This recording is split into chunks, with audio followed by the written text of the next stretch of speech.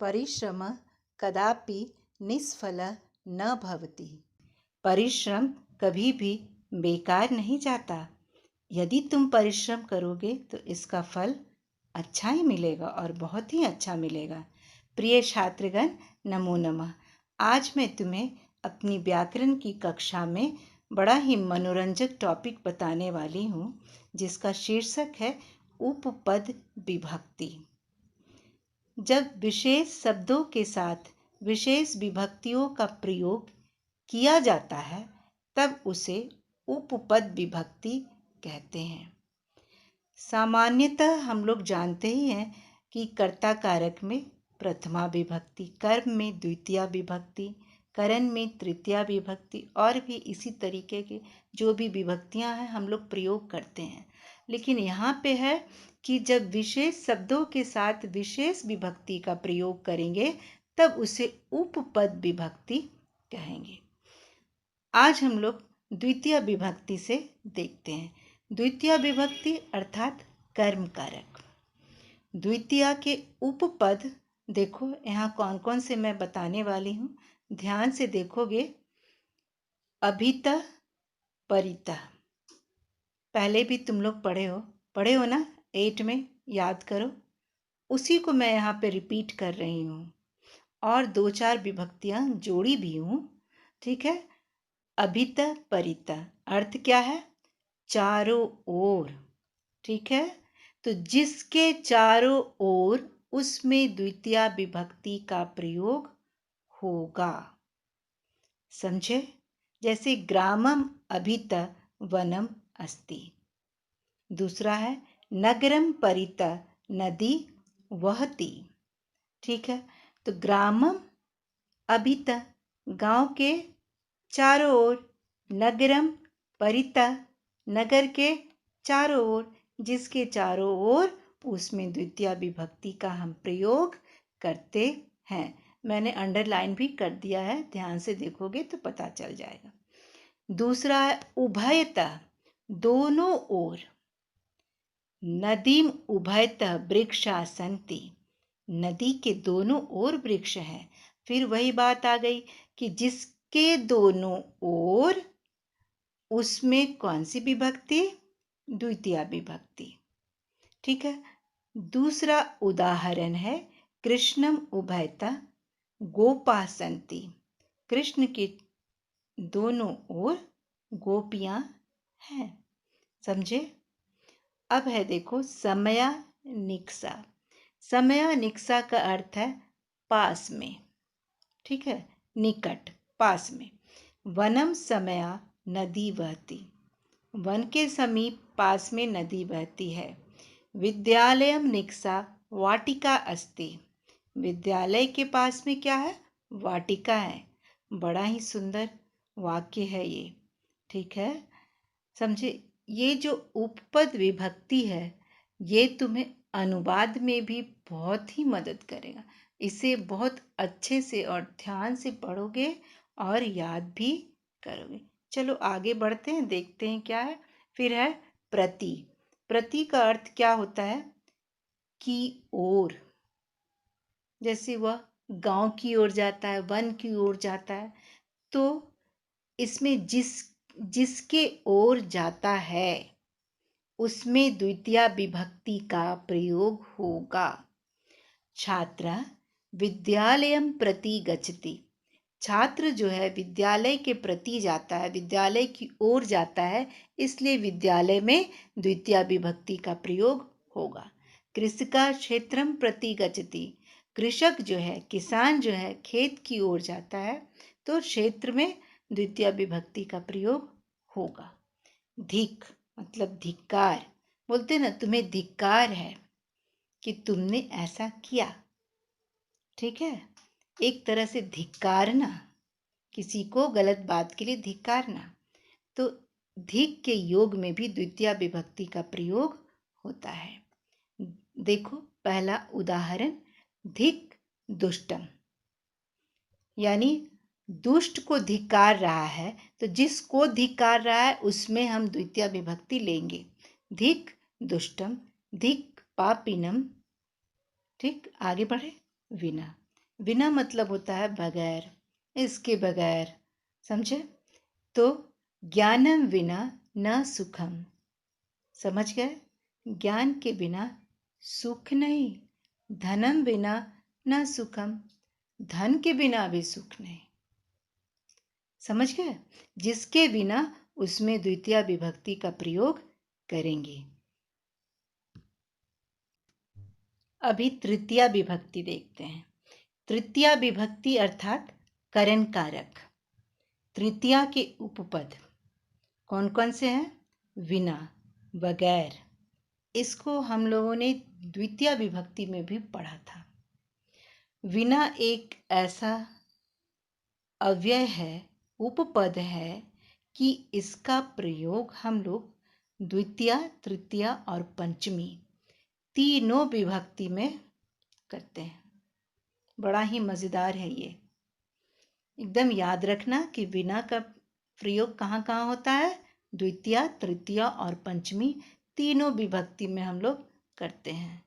तो ये थोड़ी सी सुविधा है तुम लोगों के लिए कि तीनों विभक्ति में इसे याद रखना।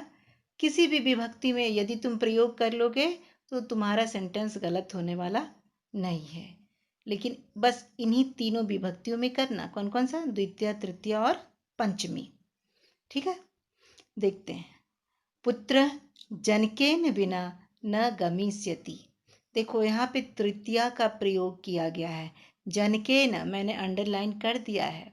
ठीक है, पुत्र जो है पिता के बगैर नहीं जाएगा। धर्मेण बिना शांति न लभते। जिसके बिना उसमें तृतीया, धर्मेण तृतीया। ठीक है, यहाँ यदि कोई गलती से धर्मम बिना शांति न लभते भी लिख देगा तो सही हो जाएगा। धर्मात बिना शांति न लभते ये भी लिख देगा तो सही हो जाएगा। समझे? आगे बढ़ते हैं। अलम।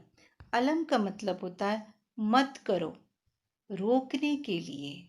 ठीक है, कि ये काम तुम मत करो, वहां पे हम लोग अलम का प्रयोग करते हैं। साथ में जब भी अलम का प्रयोग करेंगे तो तृतीया विभक्ति का प्रयोग करेंगे। जैसे देखो, अलम विवादेन, बेकार का विवाद मत करो, झगड़ा मत करो। तो वहां पे क्या होगा? तृतीया विभक्ति। ठीक है, अलम कोलाहलेन, बेकार का हल्ला मत करो। तो ये मना करने के अर्थ में क्या होता है? अलम के साथ तृतीया विभक्ति का प्रयोग हम लोग करते हैं। और फिर अगला है सह, समम, सार्धम, साकम। ये सह का प्रयोग तो तुम लोग बहुत बार सीखे हो। सबका एक ही अर्थ होता है साथ। सह, समम, सार्धम, साकम, सबका एक ही अर्थ है साथ, और सबके साथ तृतीया विभक्ति का ही हम लोग प्रयोग करते हैं। जिसके साथ उसमें तृतीया विभक्ति, कंफ्यूज मत करना, जिसके साथ उसमें तृतीया विभक्ति। समझे? जैसे पहला वाला उदाहरण देखते हैं। सीता रामेण सह वनम जगाम। सीता रामेण सह वनम जगाम, अर्थात सीता राम के साथ वन गई। समझ गए? तो जिसके साथ गई उसमें तृतीया विभक्ति का प्रयोग किए। पुत्र जनकेन सार्धम गच्छति। पुत्र पिता के साथ जाता है, तो जिसके साथ जाता है उसमें तृतीया विभक्ति जनकेन। अब है हीन। हीन का होता है अर्थ रहित, बगैर। ठीक है, जिस चीज का अभाव हो, समझे, उस अर्थ में हीन का हम लोग प्रयोग करते हैं। ज्ञानेन हीन सुखी न भवति। मतलब ज्ञान के बगैर कोई भी सुखी नहीं हो सकता है। पराक्रमेण हीन विजयम न प्राप्नोति। पराक्रम के बिना क्या नहीं मिलेगा? विजय श्री की प्राप्ति नहीं होगी। समझे? आगे बढ़ते हैं। किम। किम का अर्थ है क्या लाभ, जैसे धनेन किम, अरे धन का क्या लाभ? यत न दीयते, यदि दिया ना जाए, दान ना किया जाए तो धन का क्या लाभ? समझे? औषधेन किम यत रोगम न हरति, मतलब दवाई क्या है भाई जो रोग न हरे, जो रोग को दूर न करे। समझे? तो किम के योग में हम लोग कौन सी विभक्ति का प्रयोग करते हैं? तृतीया विभक्ति का प्रयोग करते हैं। अंग विकार बड़ा ही इंपॉर्टेंट है। पहला देखो, यज्ञ दत्ता नेत्रेण काण अस्ति। अब समझ गए होगे कि अंग विकार क्या होता है। पहले भी पढ़े हो, अंग विकार मतलब किसी भी अंग में त्रुटि आना, खराबी आना, उसको कहते हैं अंग विकार। तो वहां पे हम लोग जिस अंग में विकार होता है, त्रुटि होती है, खराबी होता है, उसमें हम लोग तृतीया विभक्ति का प्रयोग करते हैं। पहला उदाहरण है यज्ञ दत्ता नेत्रेण काण अस्ति। यज्ञ दत्त जो है वो एक आंख से काण है। समझे? काणा मतलब क्या? जिसकी एक आंख खराब होती है उसको काणा कहते हैं। ठीक है, इसलिए यहाँ पे नेत्रेण अर्थात तृतीया विभक्ति एक वचन के शब्द का प्रयोग किया गया है। अंतिम वाला देखो जो रेड इंक से मैंने लिखा है, यज्ञ दत्ता नेत्राभ्याम अंधा। समझे? यज्ञ दत्त जो है दोनों आंखों से अंधा है। समझे? अंधा मतलब दोनों आंखों से अंधा, अकाणा मतलब एक आंख से। तो जब काणा रहेगा तो तृतीया एक वचन का प्रयोग करेंगे, और जब अंधा रहेगा तो तृतीया द्विवचन का प्रयोग करेंगे। इसीलिए यहाँ पर नेत्राभ्याम हुआ है। ये शब्द पे तुम्हें ध्यान देना होगा कि काणा है कि अंधा है। समझे? दूसरा वाला देखते हैं, स कर्णाभ्याम बधिरा अस्ति। वो दोनों कानों से बहरा है। समझ गए? अब तुम इसे याद करोगे कि द्वितीया में कौन कौन से उपपद हैं? अभित, परित, विना, प्रति। ठीक है, और तृतीया के कौन कौन से हैं? सह, साकम, सार्धम, समम, हीन, अलम। याद करोगे कि ये सब शब्द के साथ, ये सारे शब्दों के साथ किन विभक्तियों का प्रयोग हम करते हैं। धन्यवाद चिल्ड्रन। एक बात मैं बोलना चाहती हूँ कि सारे बच्चे वीडियो नहीं देख रहे हैं।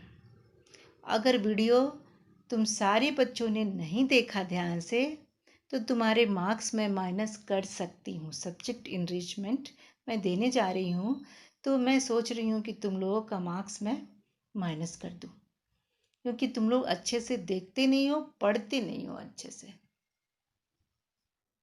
समझ गए मेरी बात को? तो तुम्हें वीडियो ज़रूर देखना है, कॉपी में ज़रूर लिखना है और याद भी ज़रूर करना है। समझे?